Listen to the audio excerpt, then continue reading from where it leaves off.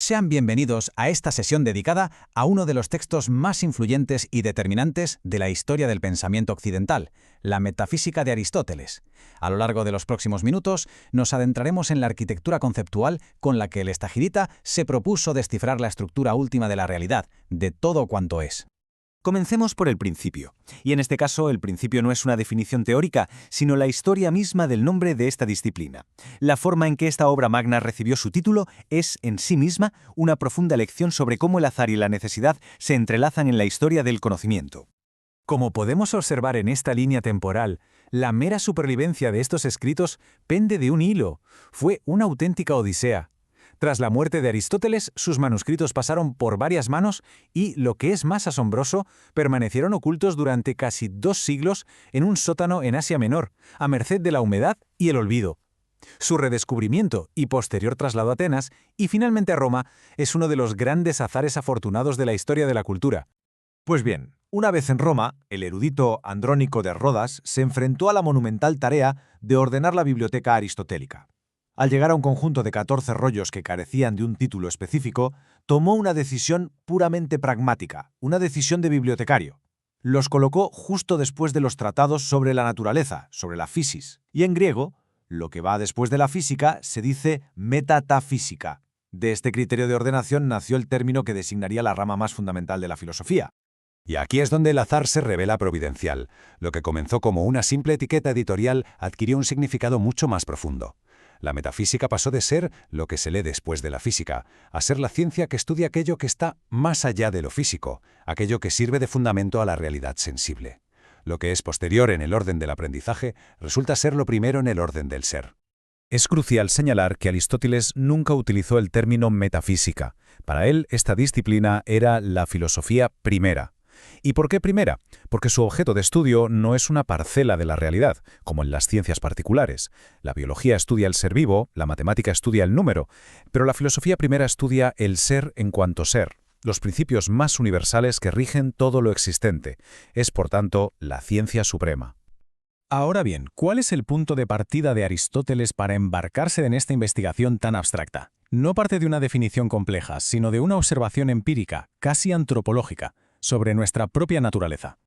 Esta es la frase inaugural de la obra, y es una declaración de principios. Aristóteles sostiene que el deseo de conocimiento es innato en nosotros. Y no se trata de un saber meramente utilitario, sino de una curiosidad desinteresada, de un asombro, el zaumasein, ante el espectáculo del mundo. Esta búsqueda de la sabiduría, la sofía, representa para él la actividad más elevada y propia del ser humano, aquella en la que reside su excelencia y su felicidad última, la eudaimonía. Aristóteles, con su característico afán clasificador, nos presenta una jerarquía del saber. Como se aprecia en el esquema, todo arranca en la base de la sensación, la aístesis, que compartimos con el resto de los animales. De la acumulación de sensaciones surge la memoria, y de la memoria, la experiencia. El primer salto cualitativo propiamente humano es la tecné, el arte o la técnica, que no solo conoce el qué, sino también el por qué. Pero la cúspide de esta ascensión es la sofía, la sabiduría, que es precisamente el conocimiento de las causas y principios primeros y universales. Ese es el objetivo de la filosofía primera. Esta búsqueda de las causas primeras nos conduce directamente al problema central de la metafísica aristotélica. El concepto de ser, el más fundamental de todos, resulta ser ambiguo. El ser se dice de muchas maneras. Reflexionemos sobre esto. Cuando decimos Sócrates es un hombre, estamos afirmando su esencia. Cuando decimos Sócrates es sabio, predicamos una cualidad. Y cuando decimos Sócrates está en Atenas, indicamos un lugar. En todos los casos usamos el verbo ser, pero su significado parece cambiar. Si estos significados fuesen completamente distintos, una ciencia unificada del ser sería imposible. Tendríamos una pluralidad de ciencias inconexas. Para desentrañar este complejo nudo, Aristóteles emplea una de sus herramientas intelectuales más características y brillantes, la analogía. Nos invita a considerar el adjetivo sano. Como se muestran los ejemplos, podemos aplicarlo a muchas cosas, a un cutis, a una dieta, a un paseo. Es evidente que no son sanos de la misma manera. Sin embargo, estos significados tampoco son totalmente equívocos. Todos ellos mantienen una relación de dependencia con un término primario y central, la salud. Un cutis es sano porque es signo de salud, una dieta es sana porque produce salud y un paseo es sano porque la conserva. Hay, por tanto, una unidad de referencia. Y aquí reside la clave de la solución aristotélica. De un modo análogo al término sano, todos los diferentes modos de ser, la cualidad, la cantidad, la relación, el lugar, etc., se dicen en referencia a un modo primario de ser, a una realidad que es el soporte de todas las demás. Esa realidad fundamental, ese punto focal del ser, es lo que Aristóteles denomina substancia. El concepto de sustancia, usía en griego, es, sin lugar a dudas, la piedra angular de todo el sistema metafísico de Aristóteles. Es el fundamento ontológico sobre el que se edifica toda la estructura de lo real. ¿Qué es entonces una sustancia? Es un ser individual y concreto, un esto. Es aquello que existe en sí mismo y no en otro. Por ejemplo, este individuo concreto, Sócrates, es una sustancia. Esta mesa es una sustancia. En cambio, la blancura no es una sustancia, porque solo existe como cualidad de algo, como de esta mesa. La sustancia es, por tanto, el sujeto último de toda predicación, el hipokéimenon, lo que subyace a todas las propiedades. Y en este punto, Aristóteles establece una distinción capital que marca su ruptura definitiva con el platonismo. Lo que existe real y primariamente, la sustancia primera, es el individuo concreto, Sócrates. El universal, el concepto humano, es una sustancia segunda, porque se predica del individuo, pero no tiene una existencia separada. Para Aristóteles, a diferencia de Platón, la realidad fundamental no está en un mundo de ideas abstractas, sino aquí, en el mundo de los individuos sensibles. Una vez identificado el objeto de estudio, la sustancia, la pregunta es, ¿cómo podemos alcanzar un conocimiento científico de ella? Para Aristóteles, conocer algo en profundidad significa conocer sus causas, y distingue 4 tipos fundamentales de porqués. La primera es la causa material. Es la materia, la gile, aquello de lo que una cosa está hecha y que permanece en ella. En nuestro ejemplo de la estatua, es el bronce o el mármol. Es el sustrato indeterminado del cambio. En segundo lugar, tenemos la causa formal, la morfé. Es la forma, la esencia, la estructura que determina la materia para que sea algo concreto.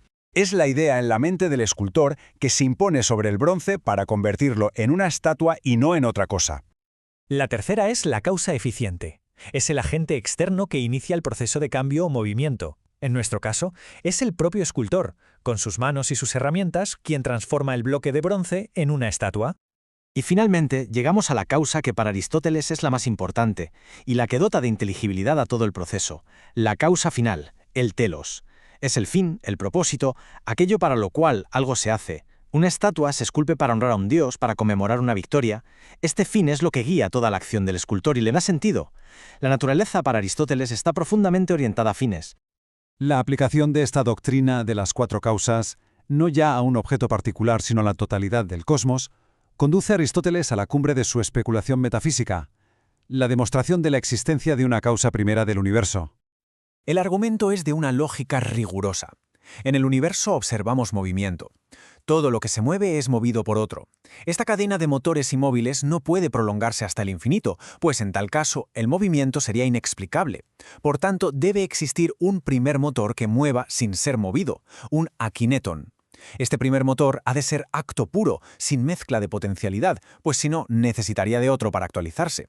Y lo más notable es cómo mueve, no como una causa eficiente que empuja, sino como una causa final. Mueve atrayendo, de la misma manera que el objeto de deseo mueve al que desea.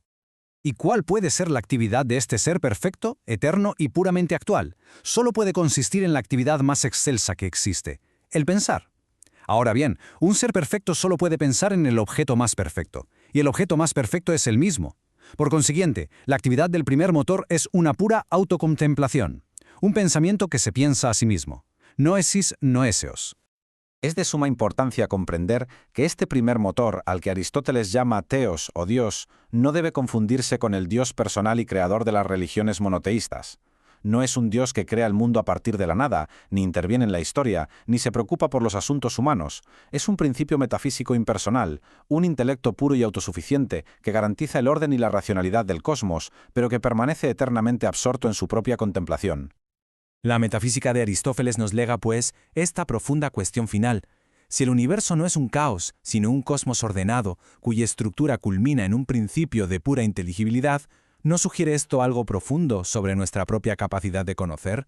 Tal vez nuestra razón no sea un accidente en un universo indiferente, sino el reflejo de la propia estructura inteligente de la realidad, una realidad en la que en su nivel más fundamental el ser y el pensar están intrínsecamente conectados.